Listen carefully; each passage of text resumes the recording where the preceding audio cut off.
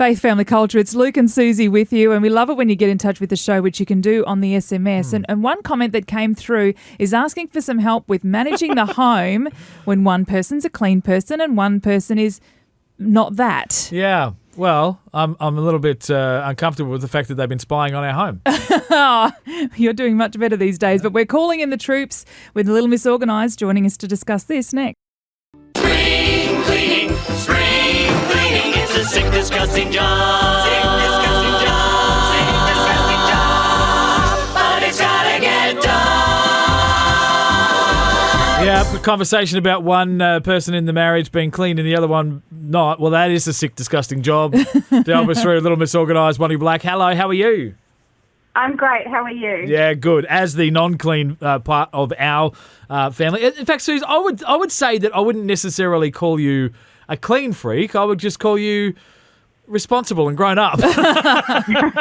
Adult. That's Yeah. it. But another person has contacted the show saying that they are in a situation where one person in their home is particularly clean and the other person is, and they'd put it, well, not.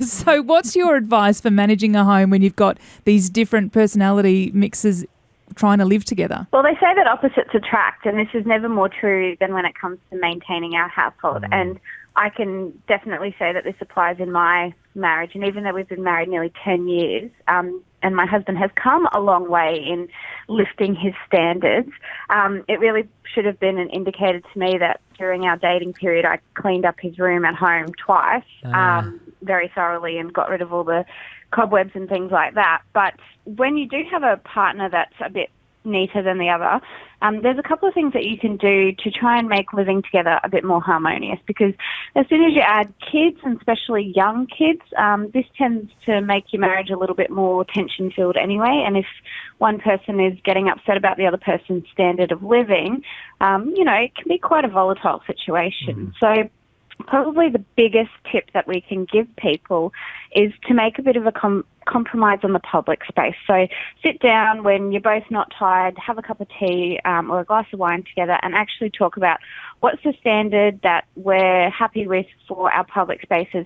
And this might mean that you, as the cleaner party, has to do a little bit more work to maintain it. But if you set that compromise as, when people come over, we don't want to be closing doors and shoving things in cupboards and under benches and, towels over chairs full of stuff.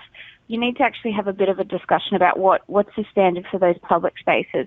And especially if the messier party, if you like, is a male, what we find is that they need their own space somewhere where they can just be themselves. So whether it's a room, a cupboard, a couple of drawers, a garage for the man cave, create a space that you say, okay, that's yours, you can keep it as you like, but as soon as it's breaching into our, public domain, then stuff needs to get sorted, or you need to allow me to make decisions on letting go of those kind of things. So it's about reaching a bit of a compromise together. And probably the last and most important tip is you can't change anybody else. You can only change yourself. So if their standard is not up to your standard and they're doing things that you don't like, so say, for example, you've got dirty clothes and they're not taking them down to the washing ever, and you're having to do it all the time.